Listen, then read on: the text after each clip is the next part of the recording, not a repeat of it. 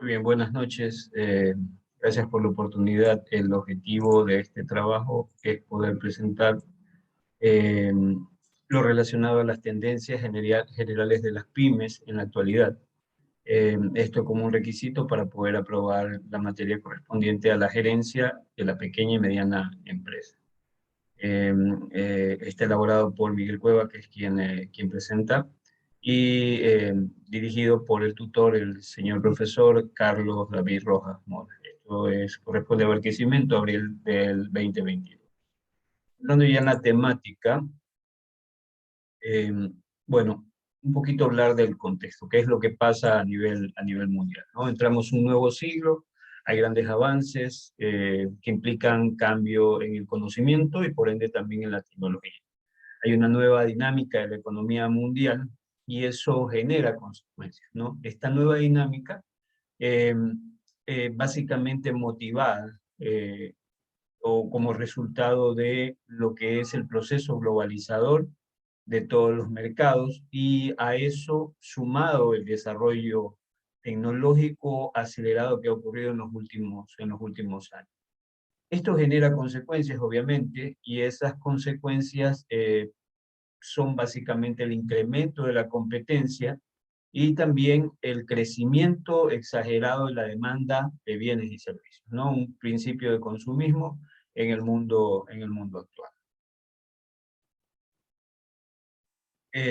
Se generan entonces con relación a la microempresa expectativas.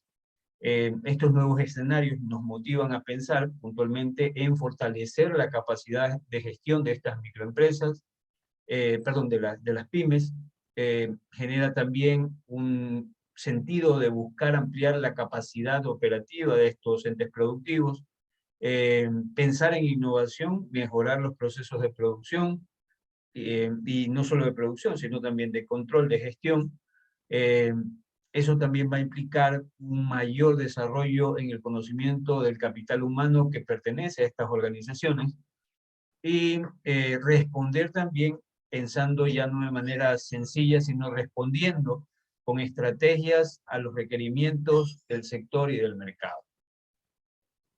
Eh, entonces, existen algunas tendencias gerenciales dispuestas en el mundo de los negocios que habilitan a las empresas, en especial a las pymes, a fortalecer su desarrollo y obtener una ventaja competitiva. Vamos a ver un bosquejo de estas tendencias, ¿no? Pero antes de esto, sí me gustaría poder entrar a explicar un poquito sobre las pymes y más que nada también relacionarlo con mi país, Ecuador, ¿no?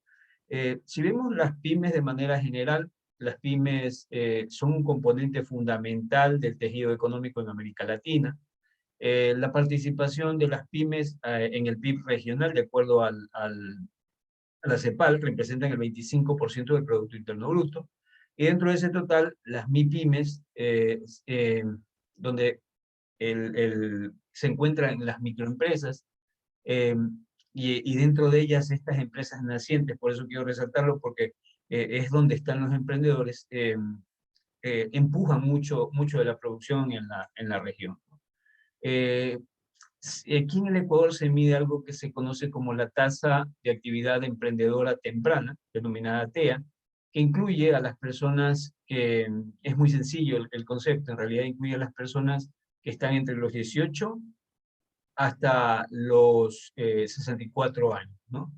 Y generalmente esta TEA implica a aquellas personas que han emprendido un negocio, que ya están en un negocio y que generalmente pueden estar eh, pagando sueldos. Si han pagado sueldos hasta 3 meses, se los consideran como empresas nacientes. Y si han pagado sueldos entre los 3 y los 42 meses, más o menos 3 años y medio, se los considera como empresas jóvenes. Eh, los emprendedores nacientes, como les decía, implican grupos de sujetos que están entre 18 y 64 años, con las características que les mencioné. Eh, Actualmente en el Ecuador, la TEA, esta tasa de actividad emprendedora, está alrededor, o mejor dicho, al 2019, que es la última medida que nosotros tenemos del indicador que es realizado por acá, una una institución académica que es la Escuela Superior Politécnica con su departamento de posgrado, cifra la TEA en un 36.2%. Si nosotros vemos qué implicaría esto, lo que tácitamente este indicador dice que de aproximadamente 17 millones, 3.6% de estas personas que están en edad entre 18 y 64 años, es decir, más o menos 3.6 millones de personas, se dedican o tienen una actividad emprendedora. Entonces, es interesante poder ver que dentro de las pymes hay este mundo que quizás no es tan visible y que en lo personal a mí me apasiona porque implica justamente un espacio en el cual tengo la expectativa de poder realizar mi investigación para la graduación, para la propuesta de tesis que se va a presentar buscando la obtención del título de doctor. ¿Y por qué me interesa esto? Porque justamente estos entes tienen una gran problemática que es adaptarse a los entornos que son generalmente cambiantes. Son muy cambiantes. Y en ese proceso de adaptamiento, en ese proceso de adaptación, se busca también generar recursos que obviamente estas MIPYMES y por ende las más pequeñas o estos entes nacientes son muy limitados para ello. Los modelos de negocio, y aquí entrando un poquito en lo que potencialmente me gustaría investigar a futuro, a pesar de que no es parte de la temática, pero me gusta relacionarlo con lo que se va a hacer. Entonces, esos modelos de negocio, generalmente las instituciones se adaptan, pero no se sabe de forma exacta a veces también cómo ocurre esta adaptación de estos modelos de negocio.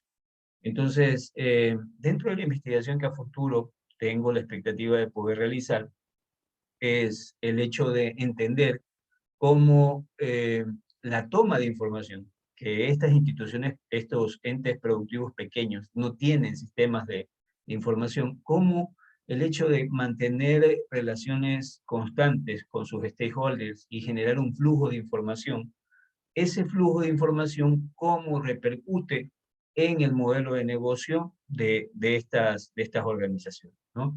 Entonces, lo que se busca es tratar de establecer si existe algún tipo de correlación entre esta toma de información, este registro constante de información que ocurre generalmente en las micro y pequeñas empresas y emprendedores, y cómo eso puede de alguna manera incidir en el modelo de negocio. Esto con el sentido de resaltar la importancia que tiene el tema, el estudio sobre las pymes justamente para las economías latinoamericanas. Bueno, regresando al tema, se identifican, como decíamos, estas tendencias. De manera general, vamos a visualizar tres, o considero que muy macro son tres, pero luego me gustaría ver también ciertas condiciones que deben de cumplir las instituciones justamente tratando de ser más, tratando de sobrevivir en este mundo tan cambiante. Entonces, la primera tendencia es entender a los actuales empleados, trabajadores, gerentes, que son básicamente esta generación de milenios, ¿no? Entonces, esta generación del milenio es una generación que reinventa la manera de hacer los negocios, y esto lo hace mediante la gestión eficiente de los puestos de trabajo y la gestión eficiente del recurso humano, ¿no? Entonces son un grupo de personas muy especiales, muy diferente a otras generaciones. Eh, esta población de millennials o millenarios demandan generalmente un liderazgo integral, ¿no? Y eso ya desde de per se implica un reto para la gestión y para la administración de una organización. Buscan oportunidades de crecimiento dentro de cada puesto y que generalmente esas necesidades las buscan satisfacer. Es decir, que generalmente buscan crecer, aman la transparencia de la información, aman la colaboración, son muy colaborativos entre ellos, Y básicamente lo que buscan estos sujetos de esta generación es que exista un equilibrio entre el trabajo y la vida personal. Eso es vital para ellos, encontrar un trabajo que mantenga o una organización que tenga este equilibrio entre la vida personal y la vida laboral, es un ambiente interesante para poder ellos participar, ¿no? Y obviamente que exista un desarrollo en su puesto de trabajo. Se adaptan, esto también es interesante, ver que se adaptan de manera rápida, muy rápida a la tecnología, son hábiles en las herramientas colaborativas, y esto lo hemos podido ver ahora en pandemia, y generan, junto con estas herramientas, una mayor producción en sus puestos de trabajo. Los empresarios de la generación milenio tienen la capacidad de difundir rápidamente la información, que es justamente clave del éxito para el marketing, ¿no?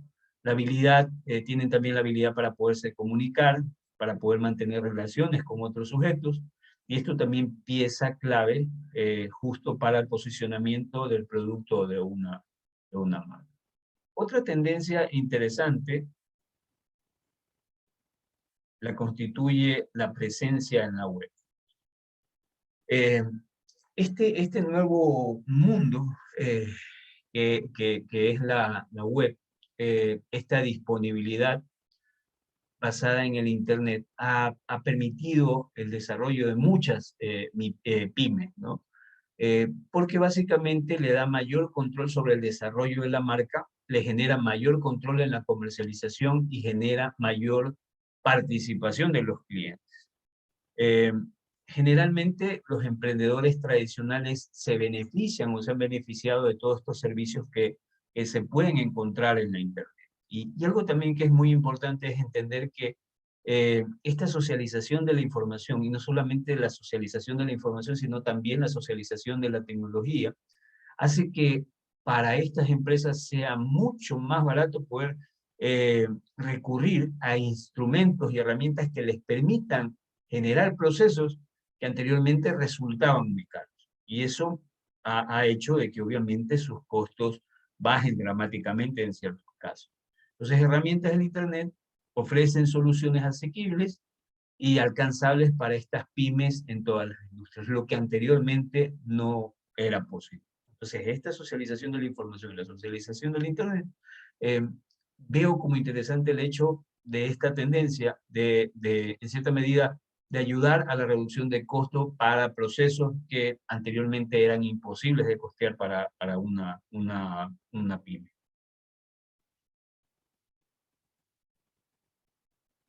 Y la última tendencia que puedo identificar es el financiamiento en línea. Esto también es trascendental, pero también implica un gran riesgo debido al tema del lavado de activos, ¿no? Entonces, una de las tendencias más significativas para la pyme son los préstamos en línea.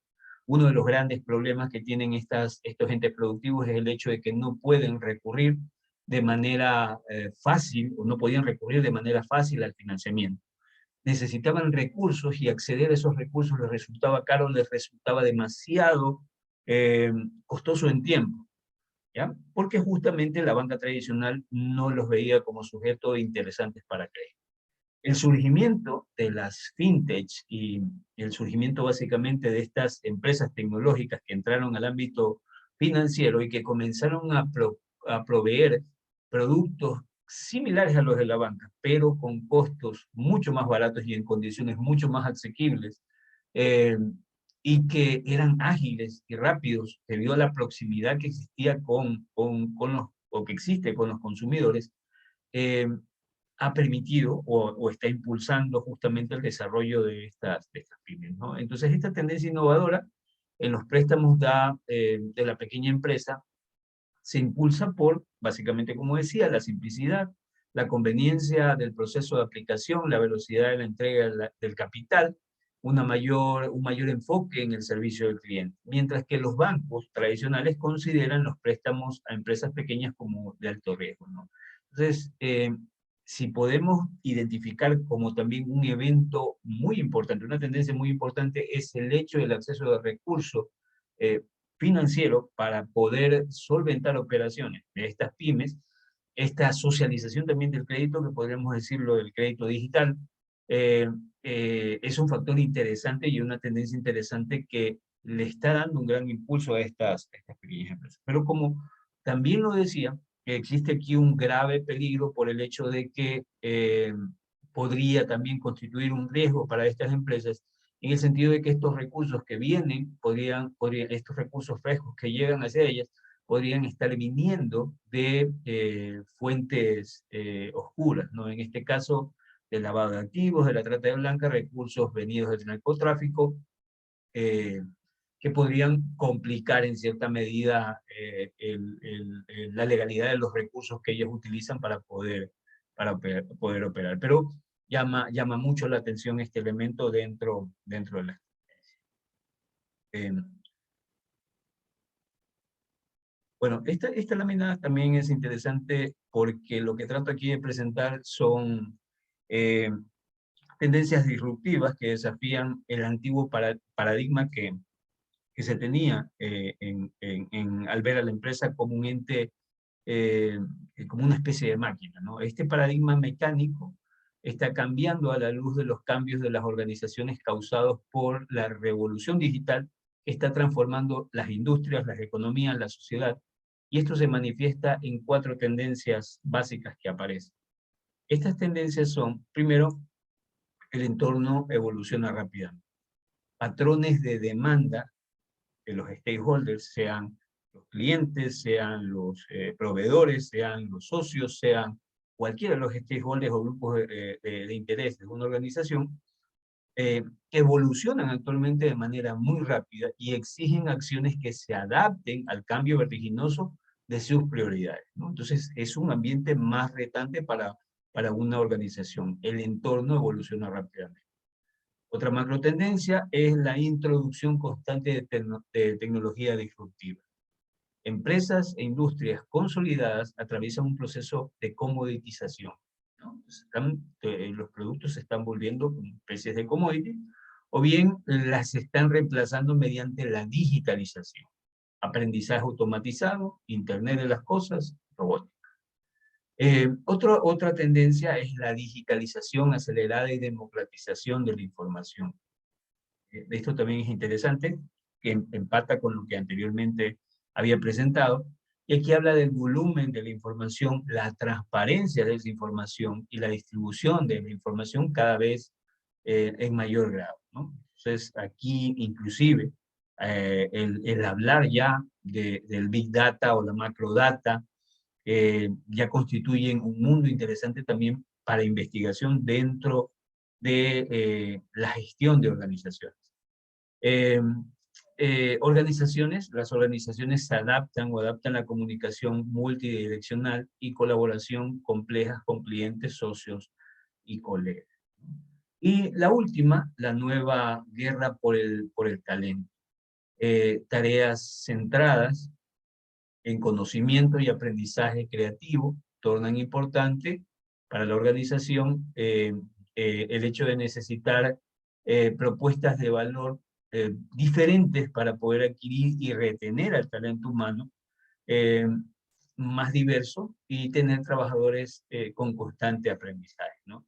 Y esto es interesante por el hecho de que eh, justamente esta forma de ser de los millennials y eh, el acceso a la información y la situación retadora hace que las organizaciones se deban de volver en entes de aprendizaje justamente para estos seres, y eso se vuelve un elemento motivacional para la permanencia dentro de una organización. En cristiano lo que estoy diciendo es que los cerebros pueden verse atraídos hacia organizaciones que constantemente estén creciendo en torno de conocimiento y aprendizaje.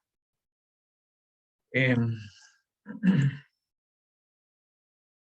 Por último, quisiera cerrar con esta frase de Peter Drucker, que dice, puede decirse que no hay países subdesarrollados, sino solo mal gestionados. El desarrollo económico y social es resultado justamente de la gerencia, ¿no? Todo esto en el sentido de la importancia de la gestión de una organización, justamente buscando de manera micro ayudar al desarrollo de estos entes pero que esto finalmente termina repercutiendo en el ambiente macro de una nación, ¿no? Y por ende, apoyando a una región o beneficiando también a una región. Muchas gracias.